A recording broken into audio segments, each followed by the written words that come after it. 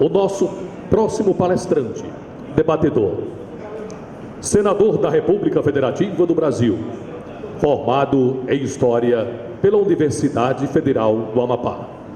Atuou como professor, elegeu-se deputado estadual do Amapá em 1998, reelegeu-se em 2002.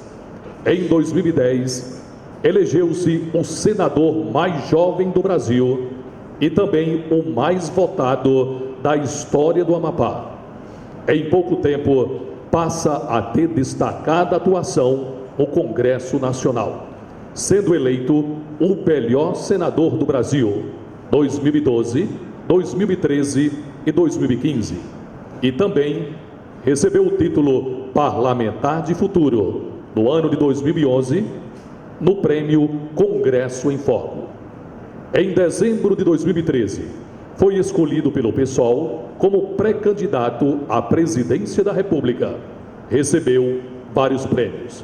Para a sua palestra, convidamos com muita honra o debatedor, palestrante, senador da República, Randolph Rodrigues.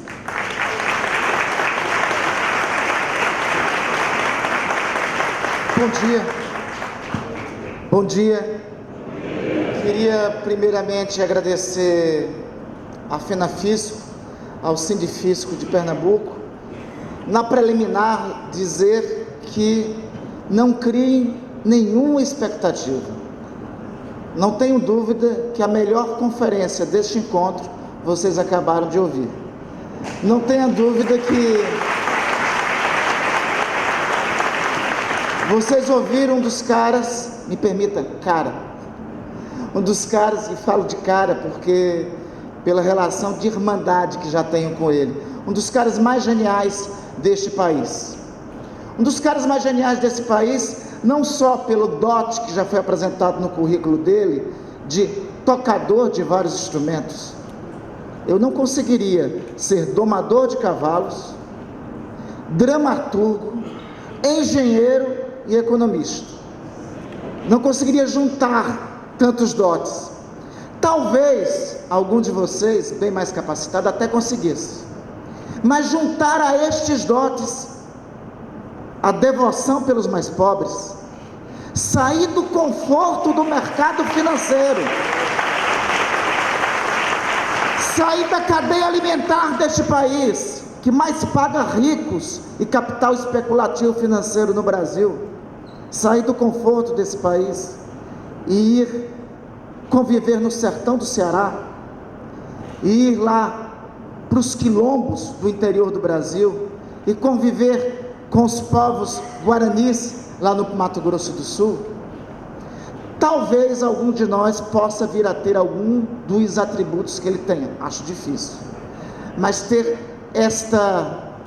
este sacerdócio de, estando na cadeia alimentar, optar pelos mais pobres, são para poucos. Então, por isso, eu sou muito grato a Deus, e talvez imerecido assim o seja, e à vida por ter me dado um amigo e irmão como este, que eu conheci. Eu deixo aqui em 30 segundos destacar, eu ouvi falar pela primeira vez de Eduardo Moreira, através de um outro querido amigo meu, amigo nosso, que é Ciro Gomes, né? E através de uma citação que Ciro fez para ele em relação à última campanha presidencial. Aí eu passei a seguir despretensiosamente este amigo nas redes sociais, e certo dia eu disse, não, eu vou criar coragem, né? E tomei a liberdade de telefonar para ele, e desde então nós temos construído mais fã a cada dia, a cada vez que eu ouço falar, eu tenho me tornado, e com certeza vocês devem ter se tornado ao ouvi-lo nesta manhã de hoje aqui. Então, primeiro, meu muito agradecimento ao Sindifisco Pernambuco, à FENAFISCO, primeiro por estar de volta a um encontro, a um CONAFISCO, ao Congresso Nacional. O último que eu tive foi em 2011, Macanhão, em Santa Catarina, né?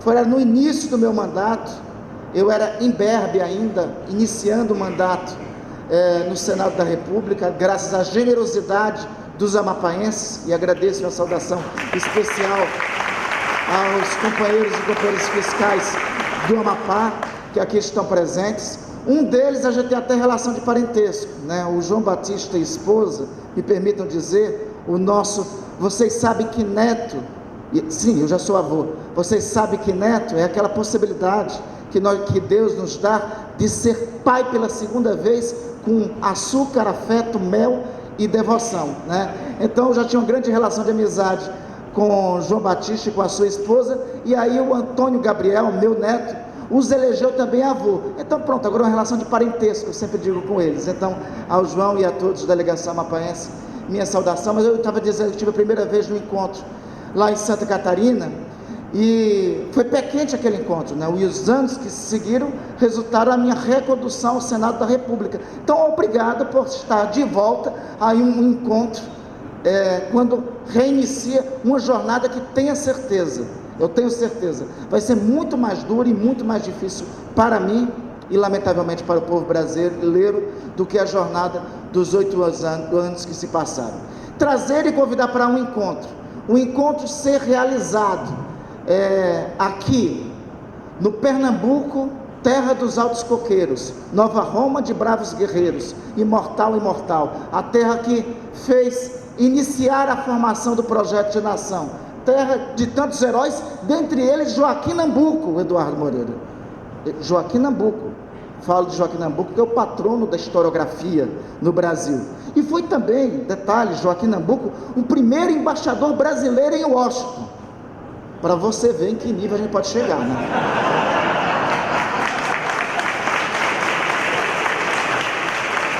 De Joaquim Nabuco, onde podemos chegar, né? Espero que o Senado lembre disso, meus colegas, eu sempre lembro disso, seja cláusula de contenção de uma sandice como essa, né? Seja cláusula de contenção. Então, obrigado. Então, só tenho, e depois secundar Eduardo Moreira. Gente, vocês não me convidaram para uma palestra, vocês me convidaram para um desfrute, além de encontrar com a namorada, né? Então, que também é moradora daqui, moradora do Recife. Então, vocês eu só tenho a agradecer e muito, Macanhão, meu querido presidente da FENAFISCO, pela possibilidade de estar aqui com vocês. O Eduardo, com mais propriedade, falou sobre aspectos, falou de uma forma muito lúdica, e eu não tenho a capacidade poética de Eduardo, e eu também não tenho a clareza a facilidade com que ele descreve isso no livro dele. Não, eu não ganhei nenhuma comissão dele, mas eu recomendo que, por favor, adquiram Desigualdade. A obra de Eduardo já é best-seller, é uma das mais vendidas, e aí alguém uma vez me perguntou, Eduardo, mas ele não faz nenhuma referência bibliográfica. Eu disse, não, ele faz uma referência de vida, talvez às vezes valha mais do que qualquer referência bibliográfica. Mas tem alguns dados que o próprio Eduardo destaca no livro, que me permita aqui reproduzir, para entender do que estamos falando. Nós estamos falando de um país em que 1% dos donos da terra, 1% dos donos de terra nesse país, concentram 50% de terras agricultáveis. E aí, com perdão da expressão, tem figura que chega comigo lá no Congresso, Eduardo, dizendo, tem muita terra para pouco índio. Não! Tem muita terra para pouco latifundiário nesse país. Não tem muita terra para pouco índio, porque esse país foi formado a partir deles. Vejam só, é 1% dos donos da... Não tem parâmetro no Brasil, Eduardo. Não tem parâmetro no mundo de uma concentração de terra como nós temos no Brasil. 1% dos donos de terra concentram 50% de todas as terras agricultáveis. O problema não é desmatar a floresta amazônica, onde está meu querido Amapá, não é desmatar a floresta amazônica onde nós estamos. O problema não é tirar a terra dos povos originários que aqui estavam. O problema é possibilitar que as terras agricultáveis sejam melhores distribuídas. Este é o primeiro problema. 1% dos mais ricos nesse país possuem mais reservas acumuladas que os 90% mais pobres. neste planeta Terra de meu Deus, não tem paralelo. Não tem paralelo em lugar nenhum. A Venezuela é pior. Não, na Venezuela é uma ditadura, Maduro não presta, aquilo dali não é modelo para nada, mas em nenhum outro local, nenhum outro lugar, isso não é ideológico, isso é o número puro, duro e frio. A concentração é 1% dos mais ricos, 1% mais ricos de um país de 200 milhões de habitantes. Nós estamos falando de um pouco mais de 2 milhões de pessoas, pouco mais de 2 milhões de pessoas, concentram 90% de todas as riquezas acumuladas, 30% da renda total, 30% de tudo que as senhoras e os senhores arrecadam em nome do Estado brasileiro, 30% de toda a riqueza do produto interno bruto produzido nesse país, vai para 1%. Mas olha que conta danada, gente. Vocês trabalham de manhã, de tarde, de sol a sol, para fazer um dos mais belos trabalhos, um dos mais belos serviços. Eduardo já falou, serviço público, servir ao povo, um dos mais belos serviços que se originou desde a formação do Estado.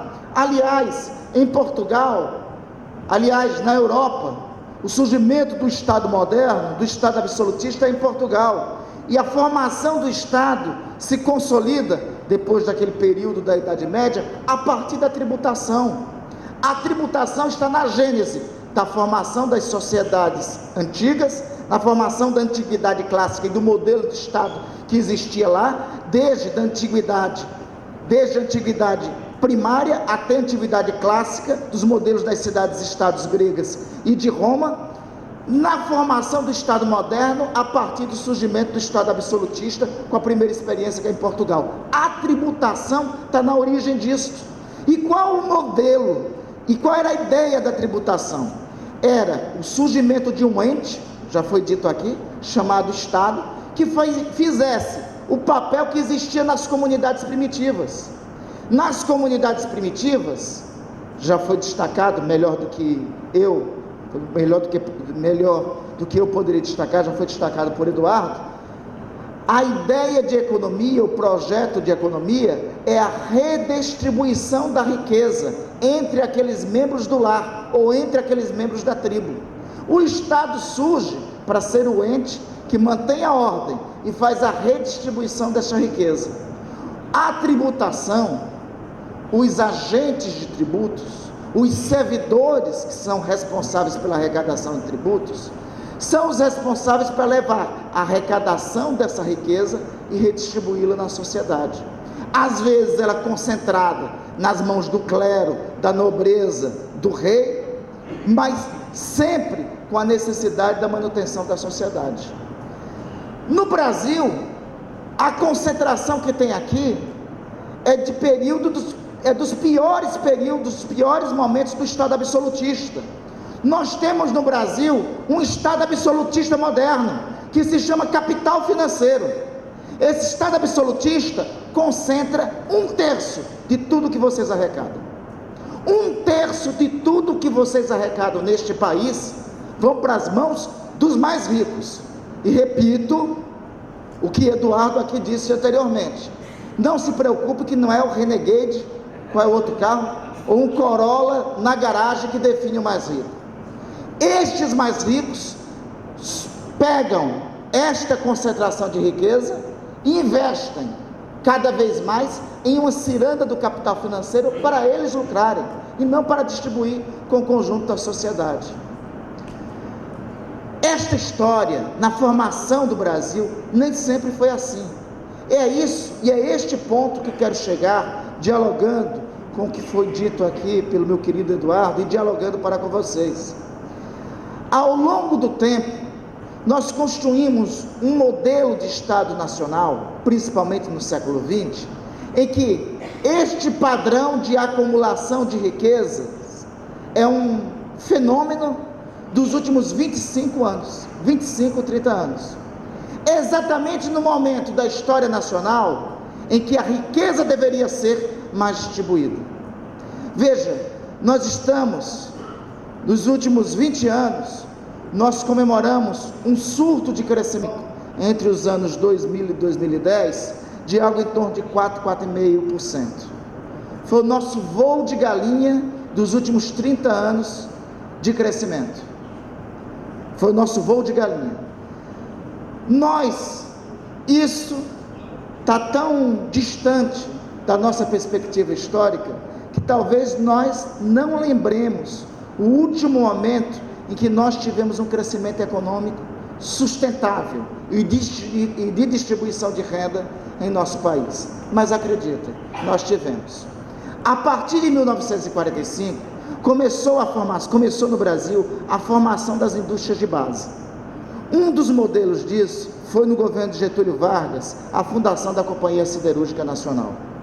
Se seguiu um ciclo de crescimento econômico virtuoso, que vem de 1945, passa pelo governo de Getúlio de 1950 a 1954 e tem o seu apogeu nos anos JK.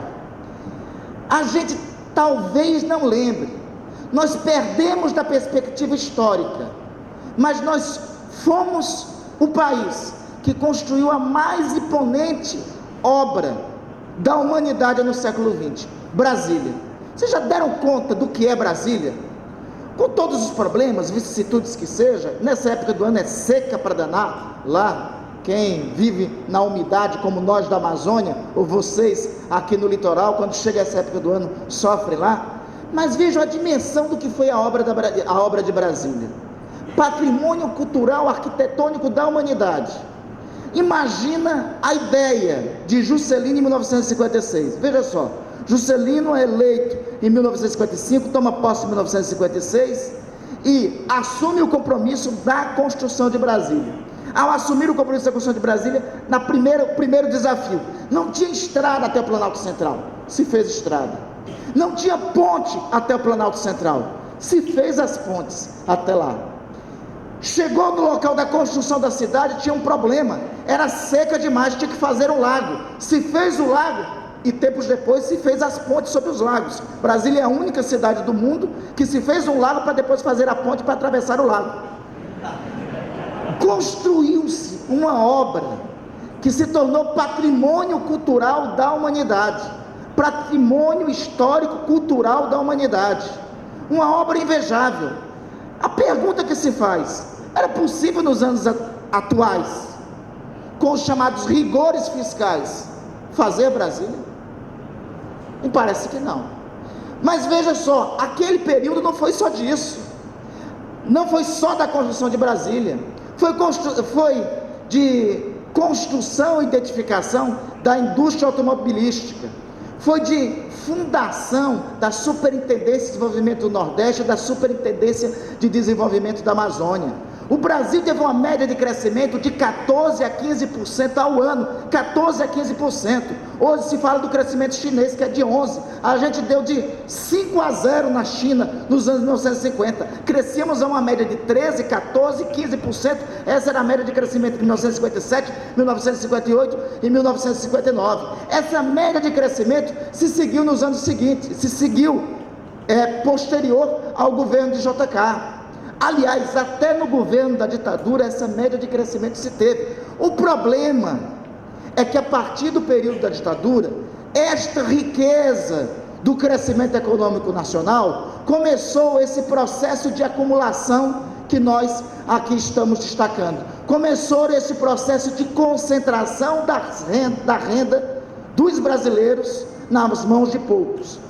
Era o seguinte: os recursos, bem ou mal, arrecadados e os recursos do Estado brasileiro, num período foi distribuído.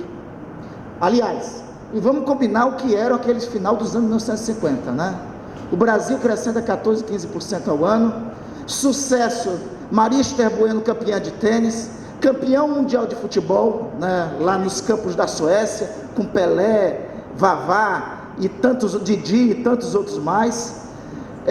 A nossa bossa nova e a nossa cultura se tornando padrão de música, modelo de música, inspirando outros cantores e outros poetas pelo mundo todo. Vinícius de Moraes, referência nacional. Imagine, Final dos anos 1950, a geração dos nossos avós, com certeza olhava assim e disse: este país não tem como dar errado. Então é por isso que eu sempre faço essa referência, porque quando alguém diz para mim, esse país pode dar certo, nós já tivemos um momento que pensamos, este país não tem como dar errado. Tem um Brasil perdido em algum tempo da história, que é este Brasil de hoje que tem que reencontrar. Um Brasil de crescimento virtuoso, sustentável, e feito isso com democracia. E isso não se deve a um governante ou outro. É porque a partir daí, depois daí, nós perdemos um ponto de meada sobre qual era o modelo de desenvolvimento nacional. A partir dos anos 70, se compreendeu que a renda que era construída tinha que ser concentrada. Nós temos uma ruptura com isso, a Constituição de 1988. A Constituição de 1988 constrói, edifica, concretamente, no Brasil, as bases de um estado de bem-estar social. Foi lembrado já aqui por Eduardo. Na Constituição de 1988, não está estabelecido em nenhum lugar que é cláusula pétrea, os juros do capital financeiro. Não está estabelecido no texto original de 1988 que o Estado brasileiro tem que ter teto de gastos. Não está estabelecido isso.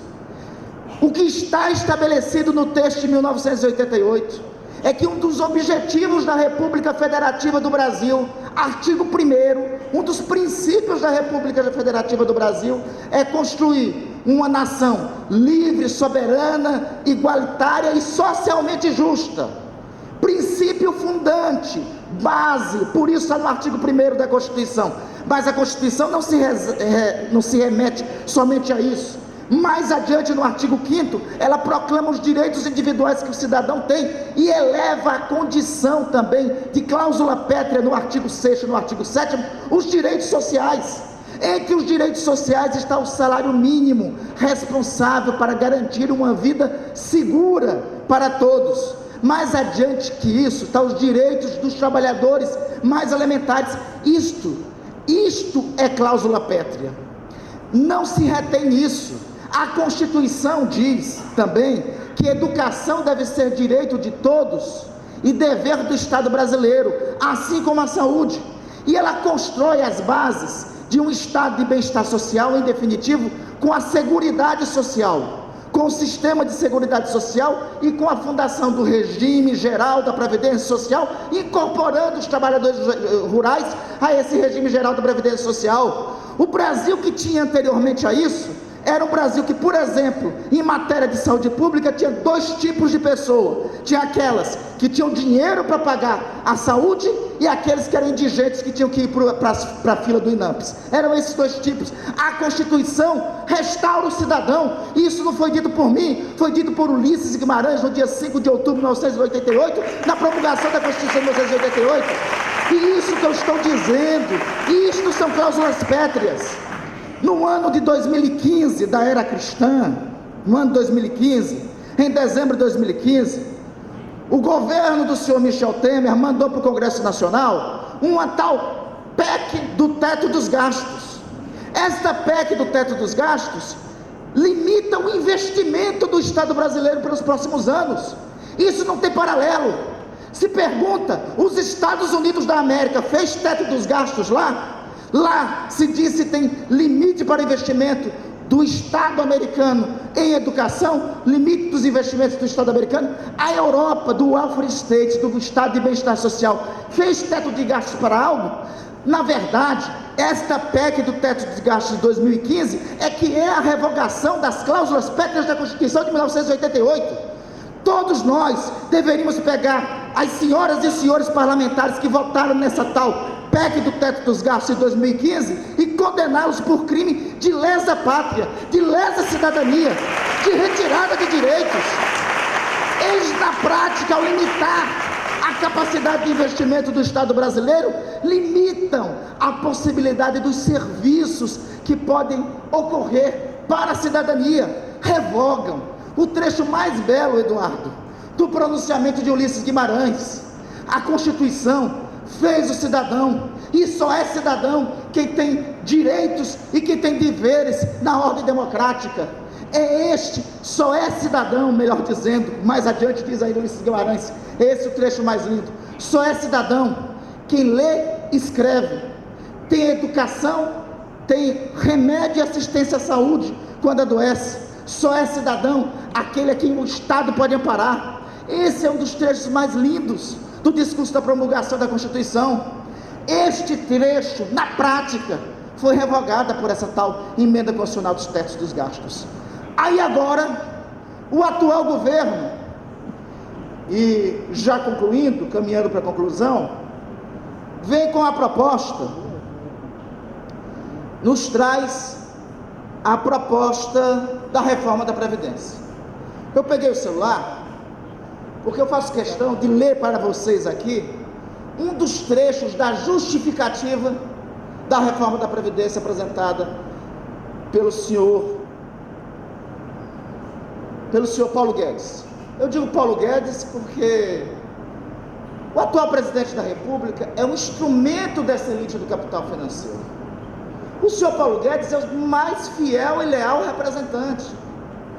Na verdade, o presidente da República é um modelo ideal para essa elite financeirizada, da qual uma pessoa se insurgiu, e ela denuncia que é esse senhor, esse cidadão, esse meu querido amigo que vocês convidaram para cá, que estão comigo nesse debate.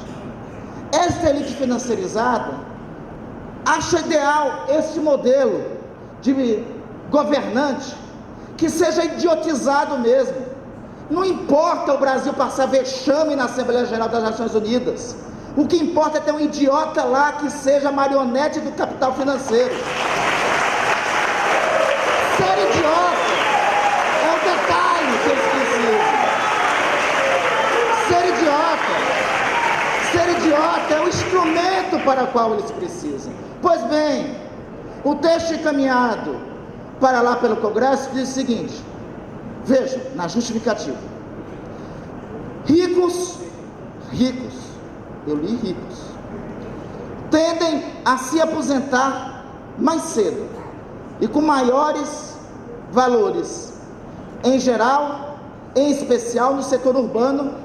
Os trabalhadores socialmente mais favorecidos, maior renda, formalidade e estabilidade ao longo da vida laboral e melhores condições de trabalho, tendem a se aposentar por tempo de contribuição, isto é, sem idade mínima, com idade média de 54,6 anos em 2018, tendo expectativa de recebimento do benefício de 27 anos, e com valor médio de cerca, olha só o valor que os ricos se aposentam nesse país, vejam só o que eles dizem aqui, com valor médio de cerca de R$ 2.231. Para o senhor Paulo Guedes, R$ 2.231 nesse Brasil é ser rico. Eu imagino que ele seja, né? Imagino que ele seja, o que é o capital. Veja, então, vocês percebem a estruturação da falácia? A falácia tem duas pernas. A primeira dela diz o seguinte: a Previdência vai levar o Brasil a quebrar, porque a Previdência é uma casta de privilegiados. Primeiro, uma mentira.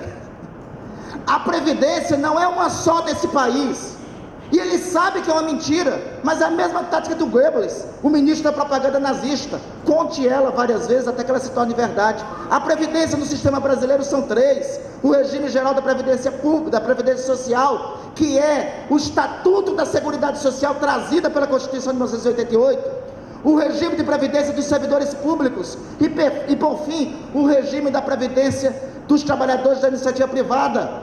Os três são distintos. O primeiro é medida de bem-estar social. O primeiro é a dívida mínima que este país, que foi construído para os ricos, deve pagar para os mais pobres. É a dívida mínima. O segundo aspecto que eles abordam ainda nesse texto, e veja, eles colocam que são esses do regime geral e os servidores públicos, que recebem a rica soma de R$ 2.231 na aposentadoria. São estes. Veja, o segundo, sobre os servidores públicos, tem uma mentira atroz aí contada. Eles começam as justificativas dizendo: um procurador da República vai se aposentar com R$ 37 mil. Eles esquecem que no ano de 2003 foi aprovada uma reforma da Previdência já naquele ano, a proposta de emenda constitucional 47, e lá já estabeleceu um teto para o funcionalismo público para a aposentadoria, já estabeleceu o teto, já estabeleceu as regras mínimas de aposentadoria. Isso que eles estão falando é criminalizar o servidor público e é passar pela mesma régua todos os servidores públicos do país que não recebem a média de 37 mil na aposentadoria, como eles dizem que recebem. Eu faço questão de dizer isso porque esta reforma da Previdência é de uma maldade atroz e só aprofundará a desigualdade em um dos países mais desiguais do mundo, levará à proletarização total do serviço público, porque na verdade é isso que eles querem destruir a proposta de serviço público, porque eles querem destruir o Estado brasileiro, o Estado nacional, construído nos anos 50, com o sacrifício de milhões de brasileiros, aquele Estado que chegou a crescer a 13%, 14%, 15%, aquele Brasil que nós tínhamos certeza que ia dar certo, e não aquele Brasil do 7-1 de 2014, aquele Brasil que nós tínhamos certeza que ia dar certo. É este modelo de Estado que eles querem dissipar da memória das gerações que virão. Na verdade, o propósito e o modelo que eles querem é este que está em curso, um idiota na presidência, que faz a gente passar vergonha internacional, o capital financeiro no comando, a proletarização do serviço público e a destruição do modelo de Estado nacional, construída às duras custas do sacrifício dos mais pobres e do povo brasileiro. É este modelo caminhando para uma completa desigualdade. O que eles querem é transformar a quarta geografia do planeta, uma das maiores e uma das referências de nações e estados do planeta, em um modelo de joelhos, cada vez mais desigual, que sirva ao interesse desse 1%. O desafio, meus queridos e minhas queridas, e o que eu e Eduardo estamos dizendo aqui, o desafio de vocês, de nós, é inverter essa lógica. Não é justo, não é adequado e não está à altura desse país que esse 1% comande os outros 99%. E nós não queremos nem sacrificar 1%. Queremos só que a riqueza deles seja distribuída equitativamente pelos mais pobres e pelos outros 99% da sociedade brasileira.